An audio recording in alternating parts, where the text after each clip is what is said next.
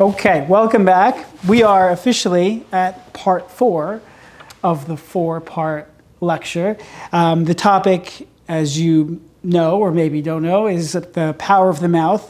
So just a quick recap, as recaps tend to be, or sometimes unfortunately are not, but as they should be. So we spoke about the power of speaking, the power of the mouth, and we spoke about the power of words. You know how words carry a tremendous amount of weight. You see how the words are carrying weight? It's got a nice little thing.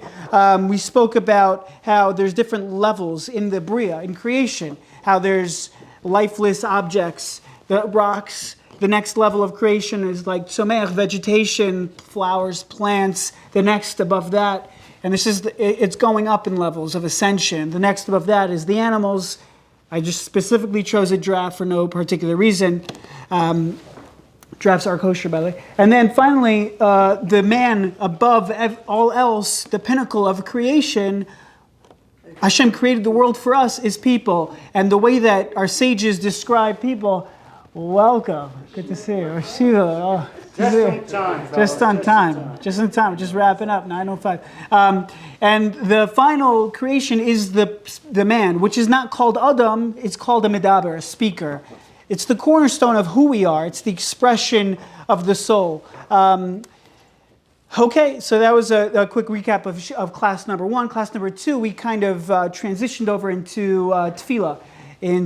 We spoke about the Tsar Bomba, which was the greatest secret weapon to ever exist in the Soviet Union. It was a hydrotonic bomb that was detonated in 1961. It was never used in battle because it was only able to be transported by conventional aircraft. It wasn't able to be used by the military for ballistic missiles. And that, according to Google, is the secret weapon of the world, of history. But as Yidden, as Jewish people, we have our own secret weapon, and that is tefillah, prayer.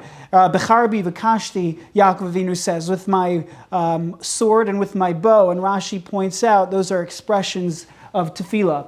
There's the tefillah is called a weapon, and it's a weapon of mass construction, where we're able to create things, we're able to create memories and create connections. Whether the prayer was answered or not, we spoke about how tefillah means like a seal, like a string. It represents connection. And the very fact that we talk and we thank Hashem, or we talked and we ask Him for things, that very act in and of itself, before the answer yes or no, that very act creates connection. That's tefillah. And last class, we segued into the power of the mouth, part 3, which was silence, sometimes not using the mouth. We had a good discussion at the end. Joy had raised a question about sometimes you need to be able to speak up. We spoke about Pinchas standing up for what's right. And we spoke about the beautiful nature of being silent and how it's so fundamental to who and what we are. And finally, well, I shouldn't say finally, but at least for this, we're going to wrap it up with part 4, which is song. So, you singing? Oh, look at that!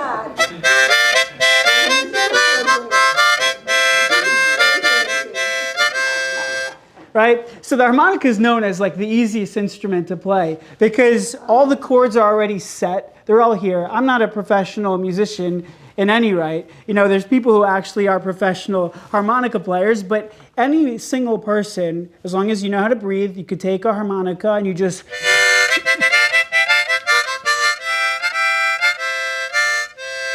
and everything is harmonizing with itself. You just have to be able to blow out, and it's beautiful. So I actually saw something interesting about a harmonica, and that is, I don't know if it's true. Again, I checked on Google. According to some, it's the only instrument allowed in jail. I don't know. Yeah, because it's not big enough to hit somebody. Maybe that's what it is. Although you could throw it at somebody's. Yeah, I'm not sure. I'm not sure. We'll never know. But okay, so I wanted to introduce the topic of music, of course, with harmonica. So here, let's begin. Little music history. Art. I can't think of his name. Art. Toscanini? No, he was a alto sax player. He was in jail with his sax. Oh, really? As was Charlie Bird. I think Really? they were both in jail with their saxophones. Really? Okay, so I guess maybe in that era they did allow other... well-known harmonica player named Adler. And Oh, he yeah, played from with- Baltimore, He wasn't played with symphonies. For real life? Yeah, yeah. Really? He's from Baltimore, yeah. Really? Okay, we're talking about different instrument players in history. Okay, so music, song, all kind of this similar thing. Where does it come up in Judaism? We're going to talk, just a quick overview, we're going to talk a little bit today about we can't talk about song without talking about the Levim, the Levites, who had their special, that was their avoda, that was their temple service, was the song. It's interesting, the Torah itself, in the eyes of our sages, is called a song, a shira, right? Shira Chadasha, we call it Yata Kisvu Lechem Es Hashir Azos, you shall write this shira. So of course in the Torah there are a couple of different shiras, songs. The most famous is Az Yashir, the song that the Jewish people sang after Yitzias Mitzrayim, after they left Egypt. The song in Judaism is so fundamental. You see, when it comes to the end is like the pinnacle. So you have the Exodus, you have Seder night, which on Pesach we commemorate our leaving of Egypt, but then the peak is 7 days later, which marks when the Jewish people actually crossed the sea. They crossed the sea and then they sang Shira. Of course, the men sang with the men, the women sang, the pasuk says with the Miriam took special instruments, which by the way means that Miriam, the women were known to be extremely righteous, and Miriam, in her great emunah and faith in Hashem, she had packed in her bags, she had packed an instrument. It just showed that the fact that she had that with her showed that she believed. It showed that she had hope even during the trials and tribulations of Egypt. So anyways, it's always, especially if there's women in the crowd, it's good to... Right, that's true. Sometimes they pack too much, but it's true. They do pack.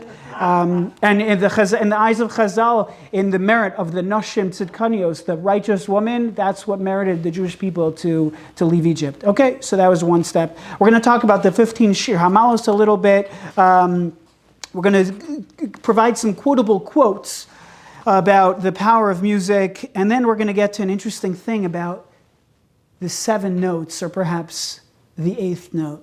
Okay, fine. So we'll leave off on that. And everybody should have a great day. And thank you for coming and all the best. Okay. Oh, okay. Okay, fine. I'll stay a little. Fine. There's some time left. Yeah. You have some time. Okay, so in 2007, the Washington Post did a study. It's a very well-known video from the Washington Post. Josh Bell, he's the top 3 violinists in the world. There's an Israeli, I think, who's rated above him. I forgot his name. It's like Perlman. I think he's officially rated above him. But anyways, Be way above. Josh Bell's a heck of a fighter. he is unbelievable. So in 2007, Washington Post, I just watched the video this week. It's fascinating. They set him up inside a subway, just like you have, random people who play instruments in subways. And what was interesting is that he stood there. I think he played. It was either the whole day. I think it was 45 minutes. And they calculated, and the video is sped up on like 5 times speed or whatever. 1,097 people passed by him. One person recognized him, and he's playing gorgeous violin music. He made $32.17, and 7 people stopped at one point to listen to him. That was the study that they did, and it was showing how people are so busy, and people are commuting, rightfully so. They have jobs to get to, people to see, things to do, but yet you have one of the most exceptional violinists, and you could just completely ignore him. And as it relates to us, it's a powerful lesson because we all are playing music. Music is in the verbiage of the Baal HaTanya. The Baal HaTanya was the first Lubavitch Rebbe. He offered the Sefer HaTanya, and he was the first Rebbe of the Chabad Hasidus of Lubavitch. And one of the things that he said, Halashon hi kulmis halev, v'hashir kulmus hanefesh. The tongue is the quill of the heart, but song is the quill of the soul. It's a nice line, right? You're like, shoot, why didn't I think of that, right? It's one of those types of lines. Like, ah. But no, we view that the song is the quill of the soul. Everybody has a different frequency. Chazal, our sages teach us that everybody has a different call, a different voice. No two people have the same sound. Now, of course, you could mimic somebody, imitate somebody, and you could sound almost like them, but no two people are exactly the same, and it's expressed in the way that we all have a different call. We all have a different expression of sound that comes out. And if the song is the quill of the soul, that means the soul says shira. We know that angels say shira. We know that, right, Parak Shira is filled with different animals that recite different shira. They recite different songs to the Creator. And each of us have a soul that deep down they're singing to the Creator. And when we can connect to that and find what that frequency is, what that harmony is, what our individual composition is, iTunes, at least as of, I don't know, today or whatever, a couple of years ago, iTunes has over 100 million songs. And that's not even including, Spotify, which again, some of them are, they double over. But we're talking about 100 million songs. So if you try to listen to every single song in your lifetime, obviously it's impossible. I think the math is it'll take a couple thousand years, several thousand years to listen. I mean, music is pretty much endless from a practical standpoint. It's pretty much infinite. Although if there are only 7 notes, which there are, the amount of octaves that there are, it just keeps going. So there could always change. And then of course you have half notes and this note and the flat and the minor. And so it's pretty much endless. And every person has their individual composition. The Gemara says several things, but in Tehillim, David HaMelech says, King David says, Shiru Lashem Shir Chadash, that we're supposed to sing a new song. What does that mean? So if you look, I believe it's Rashi on that pasuk, which I'm not going to quote because I don't remember which pasuk it is, I don't remember which psalm it is, Shiru Lashem Shir Chadash, to sing a new song. Rashi explains that there's going to become a time where there's so many songs have been created, and it's now up to us to compose our own. And it's a calling for each of us. Shiru Lashem Shir Chadash, to each of us compose our own song. Now, what does that mean? Okay, so it means using your God-given set of talents and weaknesses. Sometimes we talk about just the talents that Hashem gave us that makes us unique. It's not really true. It's the talents and the weaknesses, the parts of us that are the high notes and the parts of us that are the low notes that ultimately come together. And right, you have the treble clef in front. Hashem says, He puts you into the world, you start, He sets the tempo, 4/4, right? And you start, you're on, and now it's your turn. You have the high notes and the low notes. If it's always low, that's not a song. If it's always high, it's also not a song. The idea of harmonizing and the idea of connecting several notes is this idea of connecting the highs and the lows, which ultimately creates music. And that's our job, is to take our talents, the high notes of us, are things that are struggles and things that we are not so good at. Those are our low notes, and we put them together. In fact, today we don't have, I wasn't planning on saying this, but we don't have nevuah, right? Sometimes we wish we could just go to a Navi and say, what should I do when I grow up? What should I be? What advice should I tell my kids who are going through this? Right?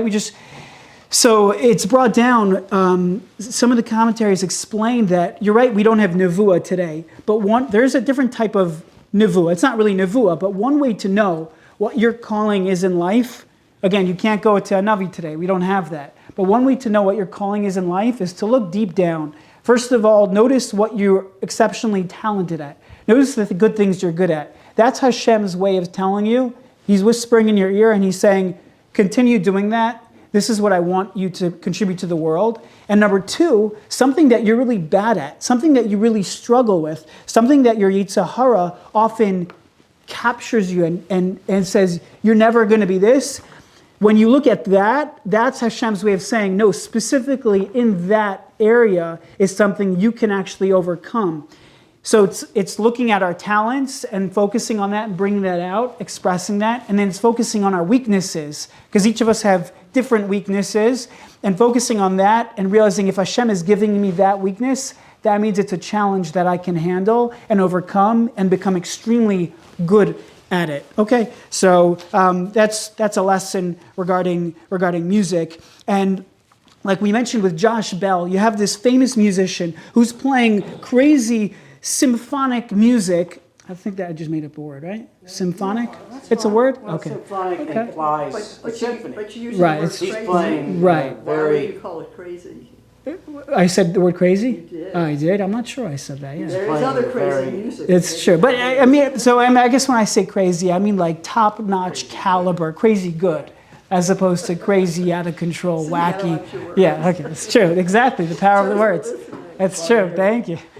Exactly. So anyway, so you have so many people who are so busy commuting to this thing and that thing, and they don't realize that there's this amazing musician who's playing music. And the same thing is true internally as well, is that we're so busy in our lives doing X, Y, and Z, and sometimes we forget that there's a soul inside of us that's this that this unbelievably talented musician that's playing such lofty and holy music. And when we're quiet down a little bit and we tune into the right frequency, we can connect to that. Okay. I saw that as well. You saw that video? And I would, even though I agree that most people just walk by, but I would bet that most of the people were aware that he was sitting there playing that. Maybe, yeah, it could be. They It could were be. aware of You have it. to watch the video, Tyrone, and kind of digest and see. Yeah, it's possible. But the fact that he made $32.17, we're talking about a $70 million, That's a different you know? Now you're asking them to give you a tip. That's Yeah. a little different. Yeah, it's true. I Yeah. didn't appreciate it that much. Exactly. So I want to tell you something that happened this week. I had to make a phone call, which I didn't want to make. It wasn't anything too out of the box. It was just an uncomfortable phone call that I didn't want to make, and I was pushing it off for several days. I kid you not, true story. I'm on my way to work, and I play music from one of my favorite artists. His name is Naftali Kempa. Some of you might have heard of him. He's a great musician, Israeli, and he was singing the high part, and all of a sudden, again, I don't even remember the song or the words, but I just remember feeling a boost of confidence. Just from listening to the music, it gave me a boost of confidence right then and there. I turned off the music, I made the phone call, ended up being like a 15-minute conversation. It was a great conversation, all went well. So what's pshat? How does that happen? So music, even psychologically, scientifically, it's known that it can, it releases dopamine, just like a lot of other things can release dopamine, but it's a stress reliever, and it also could be a stress reducer as well, which is the same thing as a stress reliever. It's probably the same exact thing. It's a little redundant. It actually belongs in the Department of Redundancy department. You ever been there? Okay. So it's a good one, right? Okay. And the music can provide confidence. The music can give you the ability to see things that you normally would not have seen about yourself, about other people, and it could create that. So, that's advice number one. If you're feeling down or something, or you're feeling like a little bit of anxiety, or you're feeling a little bit lack of confidence, put on some good music that you like and enjoy. Whether you're driving a car, you want to make a phone call, or whether you feel like you're trying to say the right thing to somebody, maybe turn on some music. It can actually help. Of course, we know music can soothe children, and there's music therapy, and there's actual music therapy of playing instruments. Music has this heightened level of something that's able to accomplish that sometimes speech cannot, which is an amazing tool that we can try to tap into. We'll get back to that. Okay, so you can't talk about song music without going to the Levian. The Levite's job in the temple was to recite Shira. In fact, in my bar mitzvah parsha, which is also my brother's bar mitzvah parsha, trivia question: how is that possible? Yes, the Sheila down the back. Twins. Yes, Crouton, but what? Oh, the twins, very good. What's your name? Yehuda Retches. And what's your favorite food? Croutons. And what's your favorite game to play? Madden 25. Nice, amazing. Okay. You gonna remember Heard that? What? Are you going to remember that? I'm going to remember that. His favorite food, Yehuda Retches. Yehuda Noach Retches is actually his middle name, I think, right? And his favorite food is croutons, and his favorite thing to do is play Madden. Now imagine eating croutons while playing Madden. Pretty amazing. Okay. A good day. We get too dirty. It's true. It's true. Good day. Well, I have a comment. Yes. Your brother could have had the same parsha, but the following year. Oh, okay, right. In a very exceptional case, Or 2 years later. you know, if you were born Or like 2 years later. right. That's true. It could have. It's true. I shouldn't have. I apologize if I made you feel The like answer that. you were looking Yeah. for somehow. So, You two were tuned in. as some of you who know, I am a twin. So we have the same bar Oh, mitzvah I didn't know parsha, that. Parshas Naso. And Kiva, if you're listening, Mazel Tov on your bar mitzvah. So in the bar mitzvah parsha, the Torah says the word avoda like 4 times in a row. It says la avoda, avoda savoda, or something like that. The service of the Levites. And Rashi explains over there that there's a service to a service. So of course we know the typical service in the temple was the avoda of the Kohanim, the priestly service. So what's avoda? What's a service to the service? So that's what the Torah calls the service of the service is a reference to the song of the Levium. It would service the service. It was a shira, was considered an avoda as well. Okay, so the King David basically, just similar to there was groups of Kohanim that would serve in the Beis HaMikdash. We'll use this chart I have. This is the diagram of the second temple. Thank you to ArtScroll. This is a free diagram available to download for free, so there's no copyright issues over here. And this is the inside of the temple. You got the Ezras Nashim, got north, east, west, south. You got, here's like the Heichel. You've got, like, we'll go through this a little bit, but right over here on the steps is where the 15 steps that would go up from the Ezras Nashim to the Ezras Yisrael, from the women's courtyard to the Israelite courtyard. There was this, it's a chatzi agol, a half semicircle, and there was 15 steps that on Sukkot, by the Simchas Beis HaShoeva, the Levium rather, would stand on there with their musical instruments and with song, and they would sing. It was very beautiful. Generally speaking, there's a debate where the Levium would sing. Some say it was on, these 15 steps. Others say it was here. There was another step going up to this courtyard, and there was a duchan, a platform, and so that they would sit over there. Okay. By the way, where did they put all the instruments? So if you look, there's number 18. These are different chambers. So in number 18, there was these like antechambers underneath in the temple. That's where they would store the musical instruments. Wow. Okay, fascinating stuff. It's interesting. Who was allowed to play the music? Who was allowed to sing? So the Gemara in Erechin has a debate amongst the Tanaim. And basically the Gemara says like this. The Gemara comes out that even non-Levium would be able to play music. What's the main shira? What was the main music in the temple? Was it vocals? Was it the voice? Or was it instruments?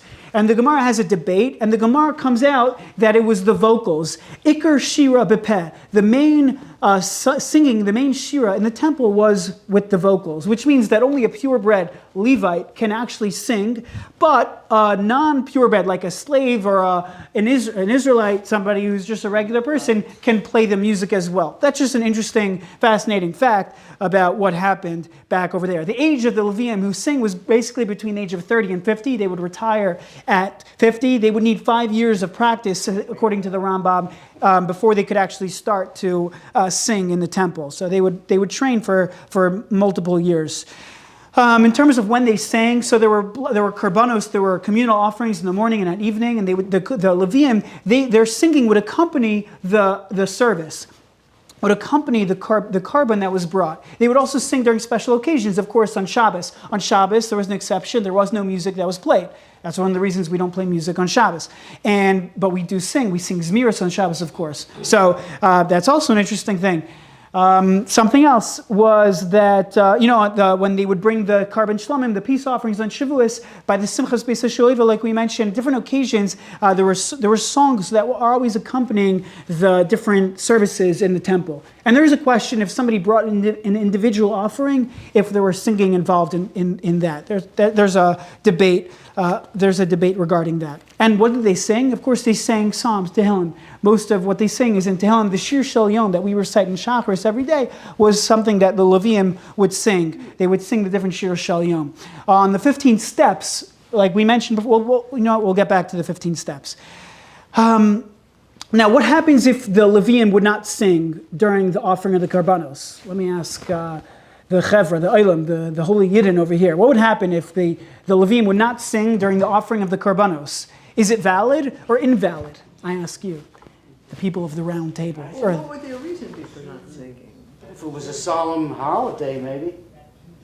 Like there's some prayers we don't say, Yom Kippur, and of course the temple was existing when you were, as far as your talk goes, so would have been before. Right. Well, we're talking about when it did exist. If you were bringing a carbon, but you didn't, the Levium didn't sing at that time. Question is, would the service be valid or invalid?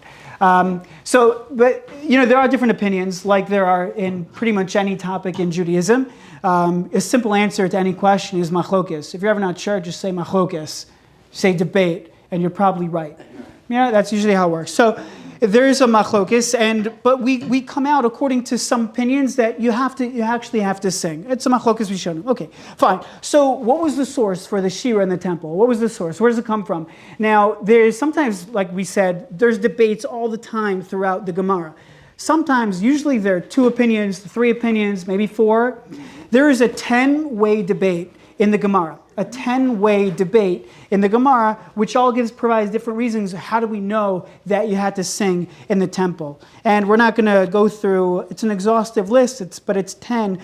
Just to provide one of them, we quoted the pasuk in my Bar Mitzvah Parsha, Parshas Naso. The pasuk says that there's a service to the service. What's that service? So this man by the name of Balvati, in the name of Rabbi Yochanan, he said that it's talking about the accompaniment of vocals, of singing with the communal, with the korban service. So, fine. Okay, so that was the idea of shira, of singing in the temple. Okay, so you've heard of Shir Hamalos, right? Most of the time when people recite Tehillim, we say Shir Hamalos. Sometimes we say Shir Lamalos. Sometimes it's Shir Hamalos. Sometimes there's different variations. But from Psalm 120 to Psalm 134, that's a segment of 14 Shir Hamalos, of these songs of ascension. To say steps is Ma'alos. Ma'alos are steps. So the Shir Hamalos are songs of ascension. There were 15 of them. And they correspond, these 15 steps that we showed over here, the 15 steps that would go up from the Ezras Nashim to the Ezras Yisrael, 15 steps corresponded to the 15 Shir Hamalos. And it represents this ascension of Kedusha, the ascension of holiness. Just a couple interesting things on this.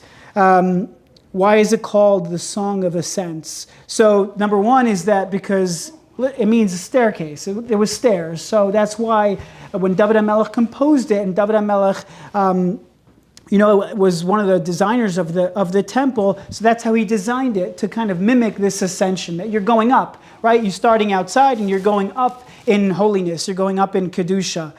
Another idea from the Ibn Ezra is that it's not talking about the steps, rather it's talking about Kol Elyon.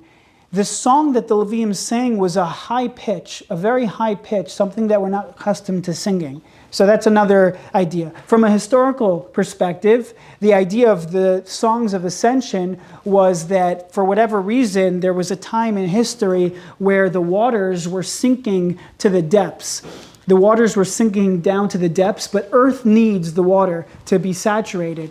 And the water went so far down, David HaMelech recited these 15 steps of ascension, and by every time he said it, the water ultimately came back closer and closer to earth until it basically traveled 15,000 cubic amos or something like that.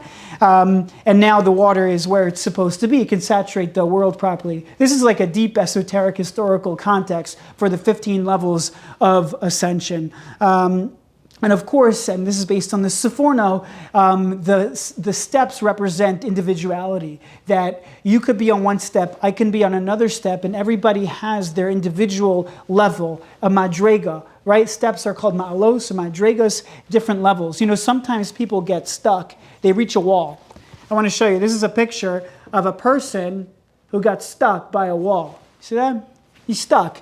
But what he doesn't realize is that if he were to zoom out, right now he's focusing on the things he can't do. He's focusing on all the things that are in front of him. That it's too complicated, it's too hard, life's too difficult. I can't get to the next step in this relationship. I can't accomplish this in my learning. I can't do this. And there's just a wall in front of me. But somebody who has the ability to zoom out in life, and he realizes that he's much bigger than he might think. So what that wall becomes, this same wall becomes this, right? What he thought was a wall now just became, he realized, okay, it's actually a step, right? This is just it's a wall, but it's, you get it? Okay, so that's just it's a good imagery of what we're capable of doing. Okay, so that's the Song of Ascension. You know, Kaddish, that's recited, first of all, when somebody passes away. So the soul in heaven needs to get through certain gates and areas. When the relative down here recites the Kaddish, essentially what they're doing on some mystical level is they're allowing the soul to ascend properly into the places where it's supposed to go. That's one of the deep understandings of Kaddish. And as it applies to tefillah, there's Kaddish that's trickled in, right, in the beginning of davening. Ultimately, after Yishtabach, there's another Kaddish. And then there's more Kaddish after the Amida, after Shemona Esrei. And the Ra'avan, who is one of the Balei Tosfos, explains that the Kaddish has 15 expressions of praise. And it corresponds to the 15 steps of Shir Hamalos. It corresponds to these 15 steps of ascension. Where else do we find 15? Kaddish, Orchatz, Karpas, Yachatz, all the way to the end. There's 15 steps in the Haggadah. We also find 15 in if you look in the blessing of, the blessing of Yishtabach, there are 15 steps. Kama malos, how many great virtues are there? There's also in the Haggadah of Hashem, there's also 15. There's 15 of those virtues, right? We say emes, right? V'yatziv v'nachon after Shema. There's 15 of those steps. 15 is the number for ascension, to go up, to climb these steps. And according to this, steps serve as both a way to go up and a way to bring down. Because from a deep perspective, right, to get up to the highest level of the prayer is, of course, the Shemona Esrei. In order to get there, we got to travel steps. That's why there's Kaddish that's thrown in, a few Kaddishes that are thrown in. But we also need Kaddish after Shemona Esrei, because you can't just jump right back down. You have to go, right? You just climb steps all the way up to this holiness of you're talking to Hashem. It's one-on-one. It's the Amida. There's nothing else. It's quiet. It's the silent prayer. Everything else is tuned out. And now you need to ascend back down the steps. You know, this actually explains something interesting. The Mishnah in Sukkah, when it describes, the Mishnah, it's still 9:05, right? The Mishnah in Sukkah, 8:39. Or go to 10. Yeah. Clock's on. Okay, so it's going to be right at least 2 times a day, right?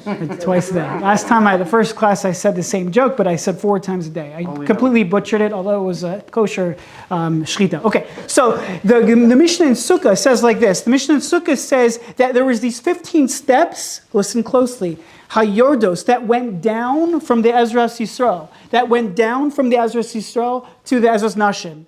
If you look in the Mishnah in Midos, which also, by the way, Mishnah in Midos, you know, when I was in yeshiva, somebody had passed away, and there was a group to, decide, what Mishnayos you want to learn. So Pirkei Avos, which is the classic, it's a very exciting thing to learn, Ethics of the Fathers, that was taken. So I'm like, yes, you know what I'm going to learn? I'm looking through the chart, I'm like, I'm going to learn Masechta Midos, because that's also about characteristics.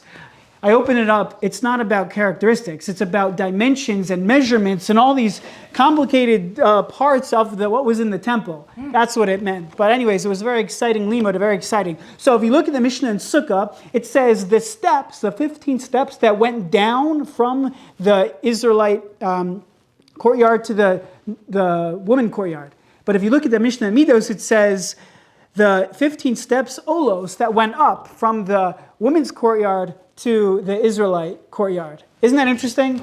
Anytime, nothing is coincidence, right? So anytime you see something like that, you have to ask the question, why in one place would it be referred to the 15 steps going up? Why in another place it would be referred to as the 15 steps going down? In fact, some of the commentaries, if you look in Rashi,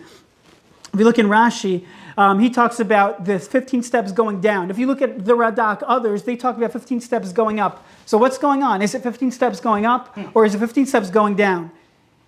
And I think, of course, the answer is one and the same, that it's both, right? Is that you need both. Just like we talked about with this Kaddish, you need to be able to climb up the ladder and you need to be able to go down the ladder. Going down represents actualizing that Kedusha, right? So you can't stay in a Shemona Esrei forever, right? You can't remain in the silent Shemona Esrei forever. As nice and as beautiful, especially at moments, sometimes during Shemona Esrei is when, the most random thoughts come to your mind. But at moments when you are connecting and you're feeling it, you can hold on to that, but it's not going to be forever. You got to come down to earth.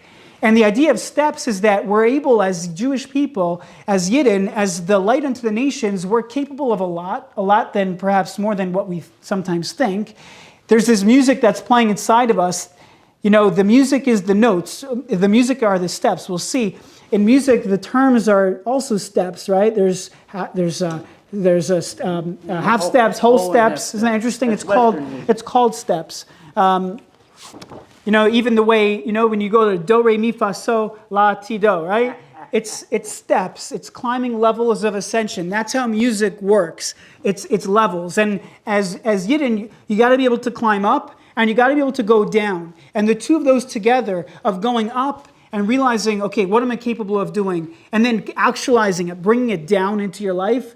That's that's really our calling and our mission, to be like music. We talk about how this class is dedicated to talk about song and music.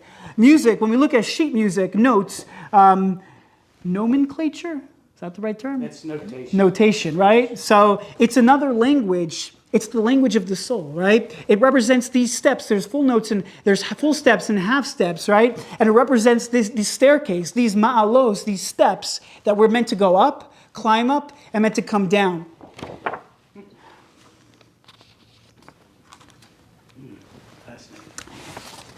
I mentioned the Lubavitcher Rebbe before, the very first. The Lubavitcher Rebbe points out something fantastic, something crazy. No. The Lubavitcher Rebbe points out something incredible, actually. And that is the word shir hamalos is an oxymoron. It doesn't make any sense. I'll tell you why. Not me, the Lubavitcher Rebbe. Why? Shir means a song. A song is lashon of simcha, joy. That's positive.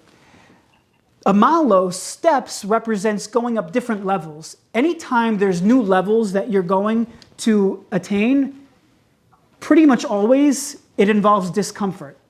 It involves pain, effort, right? Because anytime somebody, right, like we saw with the visual of the wall, right? Anytime there's a wall, when you're trying to get through it, there's discomfort. There's this level of, what's the word I'm looking for? It's not the norm, right? It's uncertainty. A good analogy I like to use with this is National Geographic. So National Geographic, they have the most stunning pictures, right? Most stunning footage that they're able to capture. And you could look up the cameras that they use, probably less expensive than these cameras. The cameras they use, maybe $5,000. They're expensive for sure, maybe $5,000. So what separates their images and their footage from the footage that I'll get on my phone or my camera? So it's of course the photographer. And when normal, regular people look at, they're traveling in nature and they see a sign. It says, caution, do not enter. Avalanche may occur. Or they're in a water and it said there's like a buoy with a floaty. It says sharks on the other side, right? So most normal people are just going to swim the other way or walk the other way. If they're confronted with danger or something that's uncomfortable, they're confronted with a wall, they'll turn the other way. But what sets the National Geographic photographers apart is that when they see the danger sign, they view it not as a way to turn around, but they view it as an entranceway. It's not, yes, it's risky, but that's where I'm going to get my shot. That's where I'm going to get the crazy footage, right? And it's interesting, in Hebrew, the word for danger is sakana. Sakana is danger. The same word, when you rearrange the letters, spells knisa, an entranceway. So what you view as a danger sign, a risk factor, something that's uncomfortable, can also be viewed as an entranceway. And that's what a malos is, a level. When you move up levels, it represents this going out of my comfort zone, which inherently has pain, which has discomfort. So when you put the two terms together, shir, hamalos, a joy, a song of ascents. The Lubavitcher Rebbe was pointing out that it's really an oxymoron, but that's the point, and that's the calling of a Jew, is that whereas most people will turn around and, when they experience discomfort, they'll just turn the other way. The calling of what the Torah is trying to teach us is that no, infuse that with joy. Realize that no pain, no gain, right? We get there's pleasure, and dopamine is actually released when we experience that pain. So you could be experiencing that milos. You could be going up in Kedusha. Sorry. But at the same time, you could be experiencing joy because you realize this is actually good for me. This is healthy for me. This is getting me to the other side. I'm going to get footage that I never would have gotten on my own, right? And when you're able to realize it from that frame, so then it makes it a little bit more. It makes it a little bit more exciting. Maybe a little insertion. Yeah. An additional way to say what you just said. If one wants to experience joy, he or she has to know pain. That's right. Beautiful. No pain, no gain. Exactly. One of the ways to achieve joy, in America, there's this idea of pursuing happiness, right? Speech, liberty, right? It's in the Constitution, pursuit of happiness. So, pursuit of happiness it doesn't really make so much sense because you can't pursue happiness. Happiness has to ensue. That's the way it works. Happiness, joy is something that ensues. It comes based on what you're doing. You go through something difficult, right? You lift that weight, or you go through something, or you make that difficult phone call. When you go through what's a little bit difficult and challenging and painful, then happiness ensues. It's not really a pursuit of happiness, it's an ensuing of happiness that we're trying to get to. So anyways, that's not the first thing and not the only thing, and it won't be the last thing that America got wrong, but that is one thing. America's got a lot right. But the pursuit of happiness is wrong. That's not consistent with the Torah philosophy. It's not a pursuit of happiness. Happiness has to ensue. Quotable quote from the Baal HaTanya. He says, "Music has the power to rescue a person even from the deepest mud." Okay, nice. He says like this, the deepest mud. Yeah, low place. Here's another one.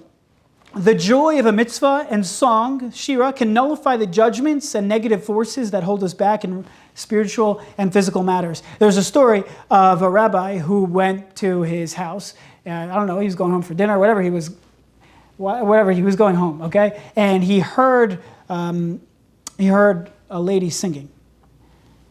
And he was about to walk in, and he walked out. What happened? So it was the cleaning lady. The cleaning lady was singing. Why did he walk in? So, again, I don't know if it's a true story or not, but this is the way I heard it, and it just thought it was interesting. So, of course, as an Orthodox male, he didn't want to hear a woman singing. Okay, it's subject to, people could have their, opinions, but that was the level he was holding on. He didn't want to hear a woman singing, okay? And so he walked out. The question is, why did he walk out? And I saw a beautiful reason that was given, and that is because when the cleaning lady was singing, maybe she was whistling, her level of work at that moment was so much better. It was qualitatively much better because she was singing, because, right, you whistle while you work. There was joy involved. So, of course, he was sensitive to the Kol Isha, but on another level, he didn't want to take that joy away from her, and also you'd have a cleaner house, right, if she's cleaning more effectively because it was with joy. Right? It's an interesting thing. Again, I don't know if it's true. Especially since he was paying her. Especially, yeah, exactly. That's the key. Here's another interesting thing, another quote. I'm just saying it in English. "Every lock has its own key, but the craftsman, the craftsman has a general key, a master key, what we call it, which he can open all the locks." What is that key? That key is song.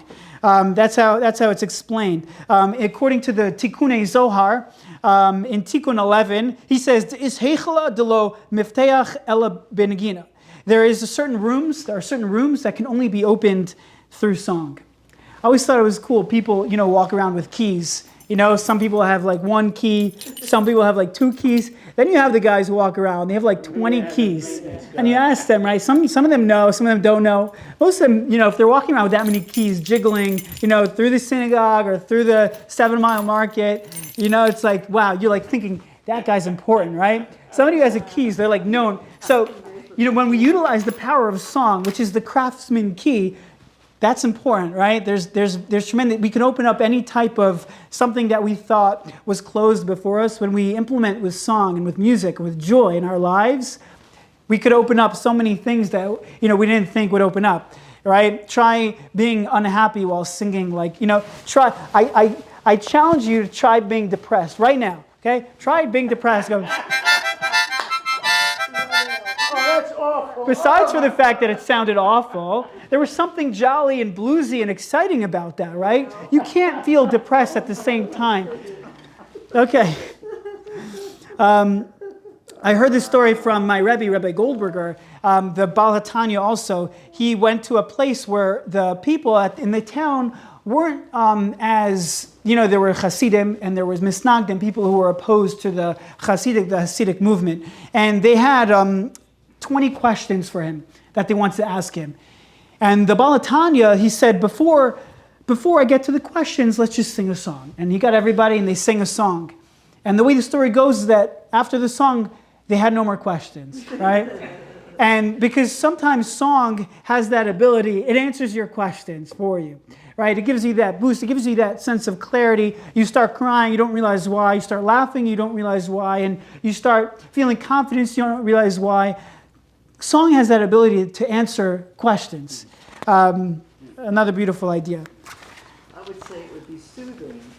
It could prevent an argument because they would be soothed. Right, maybe all homes, right, when it should have constant. Well, classical music also is known. My grandmother, she's notorious for having classical music. I mean, we didn't love it so much when we go to their house, but you know, like she would always have classical music playing. Which, by the way, science has discovered that specifically classical music, it opens the brain. There's real science that it's very healthy.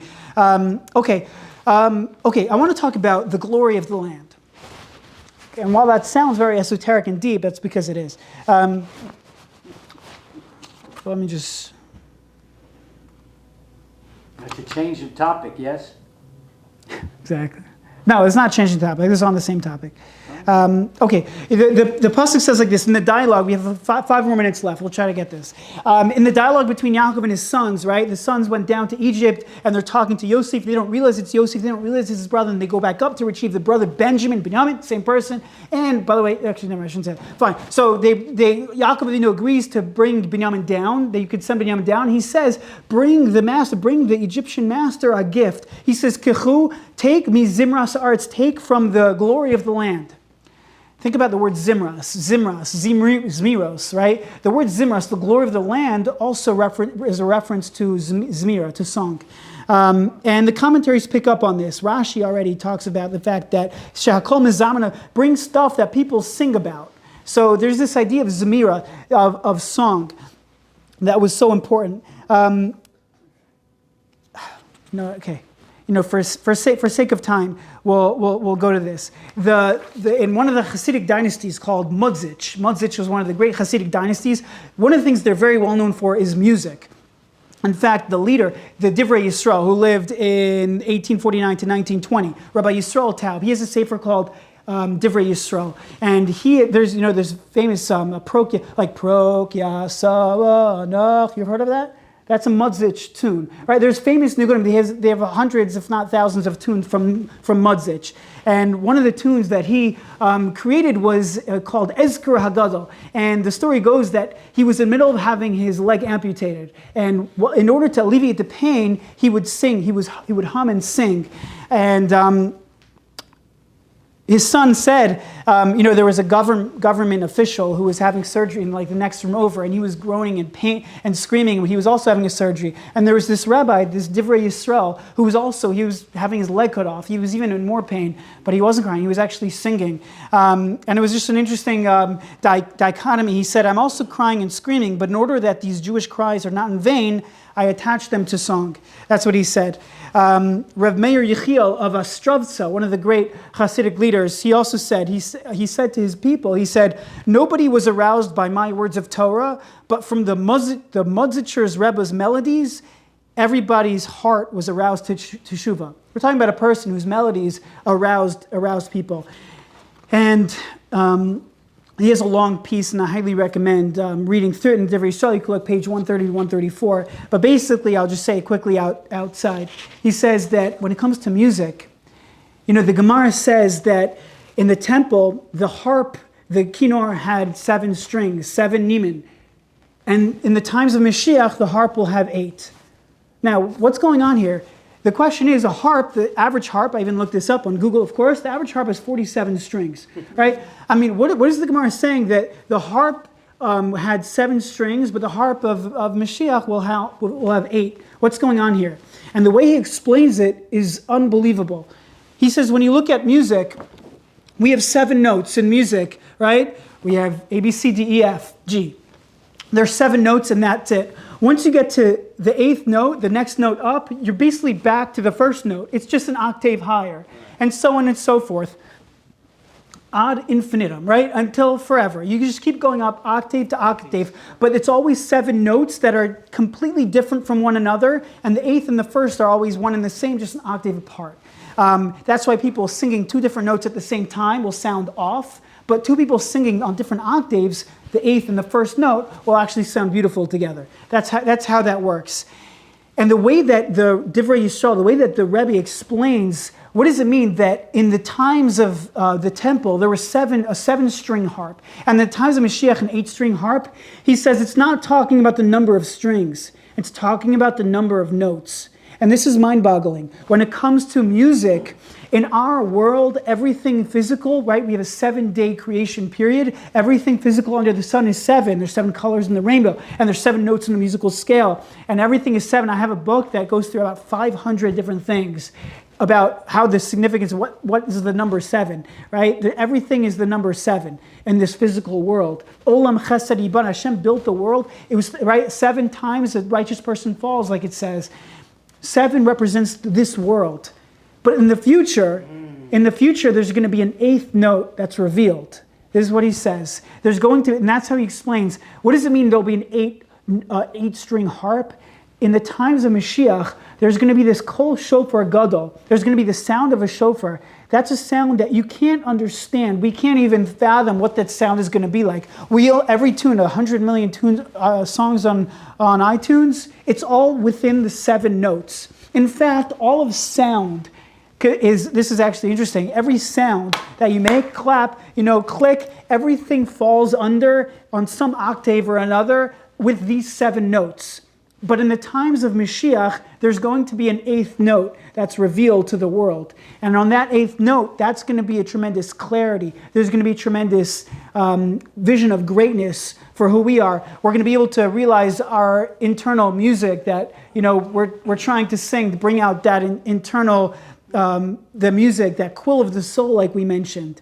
And, who knows when that time is going to be. Hopefully we're living in that era and we'll see it soon. But imagine how many more songs will be able to be realized, will be able to be composed with that 8th note. And we pray and we hope that time will come soon. I want to thank Moses Montefiore for having this 4-part lecture. This has been a tremendously joyful ride for me, and I hope that you guys gained from how much. I hope you gained as much as I gained from this and preparing for these, and bringing props. And this was something that I had tremendous joy doing. Oh, I don't even know that. I don't know if you saw. I brought this today. I've been here for 4 weeks. Yes, thank you very much. Every week. Thank you very much for coming every week in person and for coming here on Zoom. And we should do this another time. Yep, maybe you'll come back again. Okay, I hope I get invited back. You will. Okay. When you All got right. the right people in the room. All right. Okay. Have a good night, everybody. Thank you.